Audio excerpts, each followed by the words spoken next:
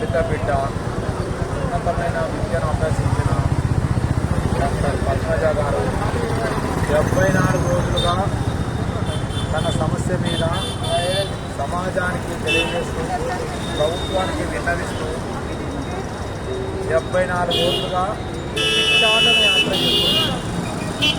74 రోజులుగా భిక్షాటన యాత్ర చేస్తుంది.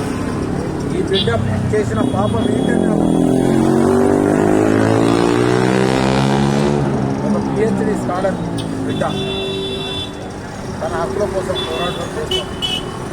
ఆ బిడ్డకు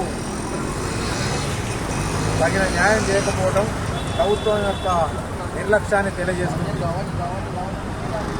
74 రోజులుగా ఎండకు ఎండుతూ వానకు నడుస్తూ ఇక్కడ కూర్చొని ఈ బిడ్డ ఉస్మానియా యూనివర్సిటీ ఎంట్రన్స్ కాడ చూస్తుంటే హైదరాబాద్ నగరం నడుపుతున్నా ఈ ప్రభుత్వానికి కనబడటం లేదా, ఈ ప్రభుత్వం యొక్క చెవులు వినబడటం లేదా అని అడుగుతున్నాం.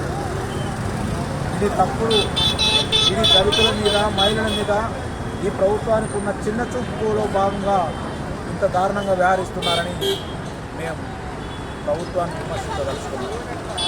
ఈ బిడ్డకు న్యాయం చేయాలి. ఈ బిడ్డ భర్త కూడా వదిలేసాడు దుర్మార్గుడు. ఏం తక్కువ ఉంది ఈ బిడ్డకు? ఇంత ఉన్నతమైన విద్యావంతురాలు ఈ దళిత బిడ్డను ఎందుకు వదిలేసావురా వెధవా అని ఆమె భర్తను నేను నిలదీయదలుచుకున్నాను. ఏం పేరు నీ భర్త? చందా నాగేశ్వరరావు. దళిత అబ్బాయిని సస్పెండ్ చేశారు. మరి ఇతను బీసీ అని చెప్పేసి ఇతను సస్పెండ్ చేయట్లేదు.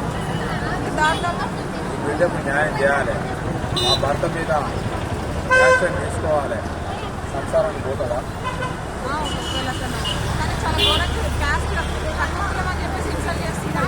నిన్ను పెళ్లి చేసుకున్నప్పుడు వారికి తెలవదా?